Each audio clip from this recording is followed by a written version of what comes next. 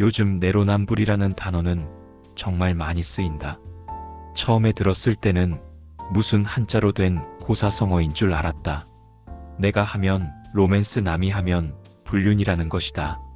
굉장히 단순하면서도 인간의 여러 가지 속성을 잘 드러내주는 단어이다. 그냥 웃으며 간혹 가볍고 재미있게 어떤 상황을 한 번에 파악할 수 있는 좋은 단어로 유용하게 쓸 수도 있겠지만 그것에 대해 깊이 있는 고찰을 하고 싶었다.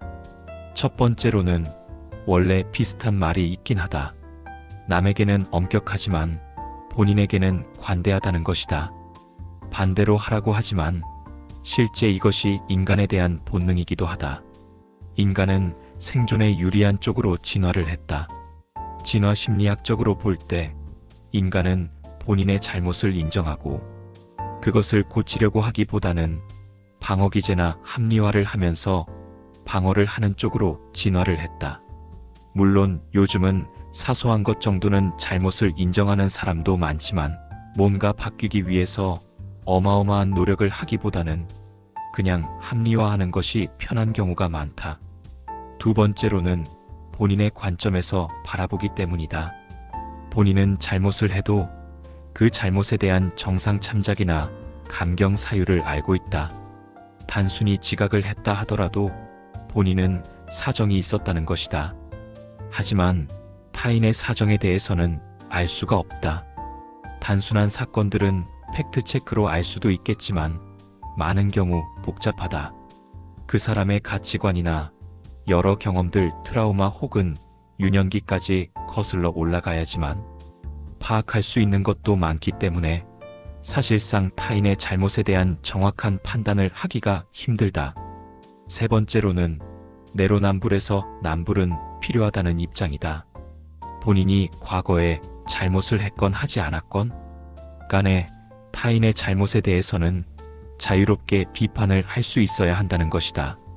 물론 똑같은 잘못을 한 사람이 그 비판을 하면 말에 힘이 덜 실릴 수는 있겠지만 굉장히 떳떳한 사람만 비판에 참여를 할 수 있다면 사회가 좀 더 나은 방향으로 흘러가는데 방해가 될 수 있다. 네 번째로는 스트레스 해소를 위해서다. 물론 잘못된 것이지만 한국은 경쟁이 치열하고 스트레스를 많이 받는 사회이다. 상위 10%가 아니면 루저 취급을 받는 경우도 흔하다. 그것을 바람직하게 표출하면 좋겠지만 그렇지 못한 사람들도 많다. 특히 익명의 온라인에서 악플을 단다거나 유독 타인을 공격하는 성향이다. 정치인, 연예인 혹은 인플루언서, 유튜버 등등에 대해서 아주 사소한 실수라도 하면 그것을 물어뜯으려고 난리다. 그렇게 잘 나가는 한 사람을 끌어내림으로써 굉장한 희열을 느낀다는 것이다. 다섯 번째로는 사람마다 선이 다르다는 것이다. 대부분의 사람들은 본인만의 선이 있고 그 선을 넘으면 굉장히 싫어한다. 그런데 그 선의 정도도 있지만 사람마다 굉장히 싫어하거나 아니면 별것 아닌 것의 구분이 다양하다. 어떤 특정 말과 행동에 대해서 별로 기분이 안 나쁘거나 이해할 만하다는 것이 있고 어떤 사람은 극혐을 할 수도 있다. 선에 대한 평균이 굉장히 빡빡하거나 널널한 차이도 있지만 사람이 어디에서 불쾌감을 느끼는지 그 케이스가 주관적이고 예측이 힘든 경우도 많다. 어떤 것에는 굉장히 관대하고 별로 불쾌감을 안 느끼지만 또 어떤 것에는 유독 예민할 수도 있는 것이고 사람마다 그것이 반대인 경우도 있다는 것이다. 여섯 번째로는 훈수 둘 때 잘 보인다는 것이다.